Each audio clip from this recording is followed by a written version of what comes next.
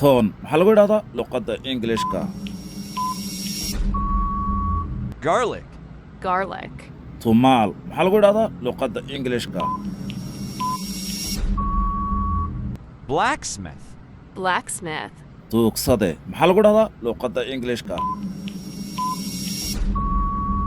Beggar. Beggar. sharaf maxaa lagu idhahdaa luqadda Englishka Honor. Honor.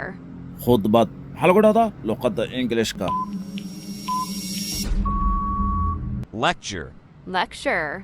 saxiix maxaa lagu idhahdaa luqadda Englishka Signature. Signature. natiijo maxaa lagu idhahdaa luqadda Englishka Result. Result.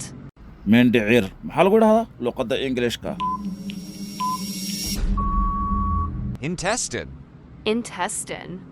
caqli badan maxaa lagu idhahdaa luqadda Englishka